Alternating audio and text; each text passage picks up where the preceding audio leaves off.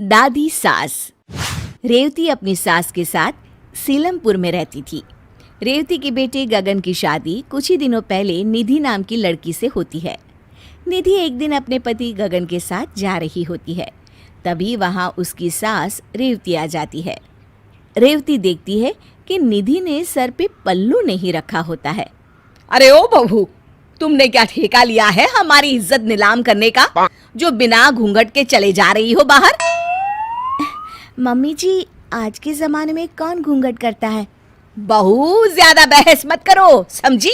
चुपचाप घूंघट करो। मम्मी जी, घूंघट में मुझे कुछ नहीं दिखेगा, कैसे चलूंगी मैं? कितनी परेशानी होगी।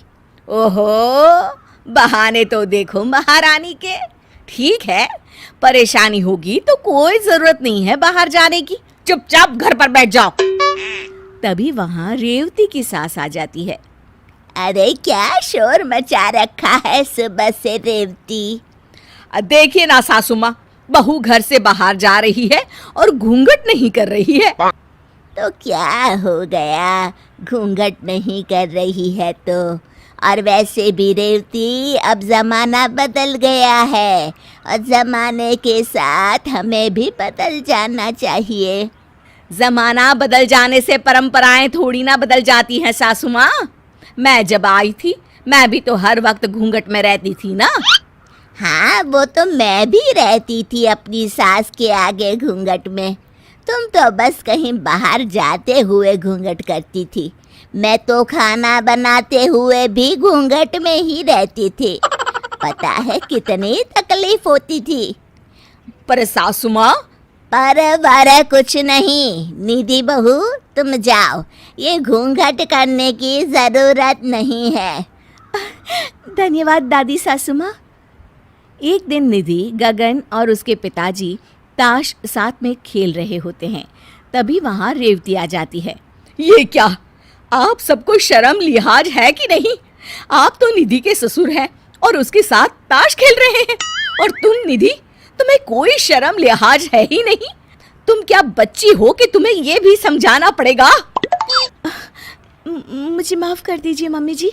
चलो जाओ अपने कमरे में। एक मिनट, कोई कहीं नहीं जाएगा बहू। पर सासू माँ, ये कोई अच्छी बात तो नहीं है ना? क्यों, क्या खराबी है? अगर पूरा परिवार मिलकर हंसी ठिठोली करता है तो मैं तो कहती हूँ कि तुम भी आ जाओ और खेलो हमारे साथ। नहीं, मुझे नहीं आना। रेवती वहां से नाराज होकर चली जाती है। वो मन में सोचती है, ये सासू माँ तो मुझे सास बनने ही नहीं देगी। ऐसे तो निधि मेरी इज्जत कभी नहीं करेगी। रेवती अपनी सास के पास जाती है। सासू माँ, आप तो मुझे सास बनने ही नहीं दे रही हैं। आपको ही अगर सारे फैसले लेने हैं तो बहू तो मेरी इज्जत कभी नहीं करेगी। दादी सास बड़ी ही शांति से मुस्कुराकर जवाब देती हैं। ठीक है बहू, तू आज से सास बन जा अपनी बहू की। मैं कुछ नहीं कहूँगी आज से, ठीक है? रेवती ये सुनकर खुश हो जाती है और निधि के पास जाती है। सुनो बहू, आज से तुम्हें नौकरी पर जाने की कोई जरूरत नहीं है। पर मम्मी जी, दादी सास ने तो कहा था कि... तुम्हारी सास मैं हूँ बहू, तो तुम वो मानो जो मैं कह रही हूँ, समझी? कोई जरूरत नहीं है कल से काम पर जाने की। रेवती वहां से चली जाती है और निधि ये सुनकर दुखी हो जाती है। दादी सास ये सब देख रही होती हैं और उन्हें एक तरकीब सूझती है। रेवती बहू, कहाँ जा रही हो? सासू माँ, वो महिला अध्यक्षा की मीटिंग में जा रही हूँ।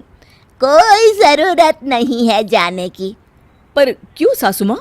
मैं तो महिला अध्यक्ष की सदस्य हूँ और मेरा जाना बहुत जरूरी है। हाँ, पर मैं तुम्हारी सास हूँ और मैंने कह दिया ना कि कहीं नहीं जाओगी तुम।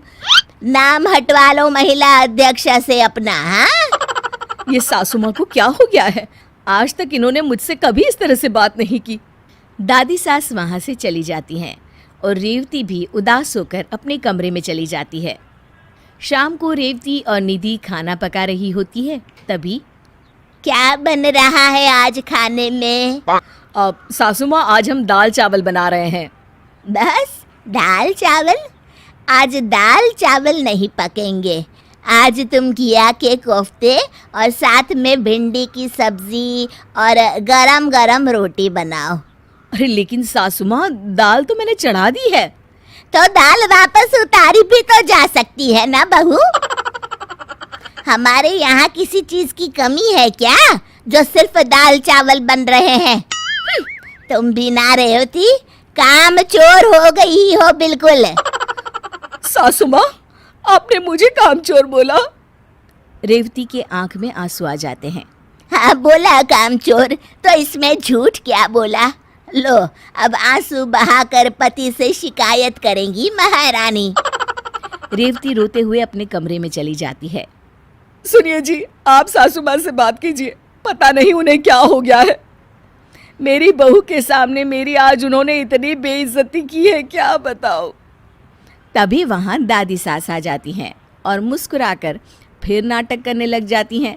लो और सुनो, देखा, सच कहा था ना मैंने कि मेरे बेटे से शिकायत करने जाएगी।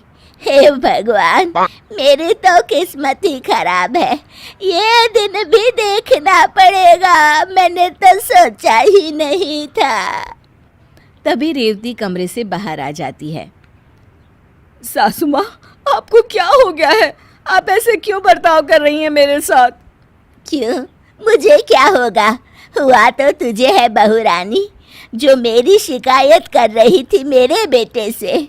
ऐसी उम्मीद ना थी तुझसे। हाँ सासू माँ, मैं शिकायत नहीं कर रही थी, पर आप ऐसे बर्ताव कर रही है तो। अरे तेरी ही बातों पर अमल कर रही हूँ बहू। मेरी बातों पर? मैंने क्या कहा था आपको? क्यों, तू बोली नहीं थी कि मुझे अपनी बहू की सास बनना है और उसके लिए हर फैसला लेना है? तो मैंने सोचा मैं भी अपनी बहू की सास बन जाऊं और उसके लिए फैसले लेना शुरू कर दूं। रेवती को अपनी बात याद आती है और उसे अपनी गलती का एहसास होता है। अपनी आज़ादी सबको प्यारी होती है बहू। मैंने कभी तेरे साथ कोई ऐसा बर्ताव नहीं किया जिससे तुझे कोई दुख हो, पर तू सास बनकर अपनी बहू पर हुक्म चलाना चाहती है और खुद तेरे साथ वैसा सुलूक हुआ तो रोने लगी। आप ठीक कह रही हैं सासू माँ, मुझसे गलती हो गई। मैं अपनी बहू को बेटी बनाकर रखूंगी, जैसे आपने मुझे बेटी बनाकर रखा।